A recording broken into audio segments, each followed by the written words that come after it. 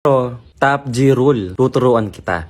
Konti lang nakakaalam nito pero isi-share ko sa'yo. Kadalasan, sa mga taong nagkakaroon ng partner or mayroon ng matagal na relationship, okay, mag-boyfriend, girlfriend, yan, or kahit mag-asawa, nangyayari, nakakalimutan na mag-ayos ng sarili. Nagiging pabaya. Masyadong nagiging comfortable. May asawa na ako may tanggap naman ako ng partner ko Hindi dapat ganun yung mindset mo Dapat, kahit may tumatanggap sa'yo, still nag-aayos ka. Kasi alam mo tol, nababalita mo yung iba, ending, iniiwan. Kasi nagiging pabaya sa sarili. Tumataba, sumosobra ng taba, sumosobra ng payat, lumalabas ng bahay, pupunta ng mall, kala mo nasa bahay lang, hindi nag-aayos.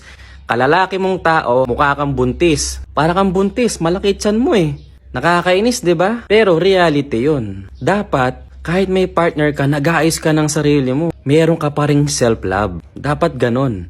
Love mo yung partner mo, love mo din yung sarili mo. Balance pare. Kaya iba iniiwan Reality lang. Napipredict ko yung iniisip mo, sasabihin mo, ay hindi true love yon. Pero reality Hindi mo masisisi yung tao kasi minsan sa nakikitaan niya yung partner niya, hindi nag-aayos. Mukhang hindi naligo, hindi nagtututbrush. Lalabas ang bahay, yung damit, butas-butas.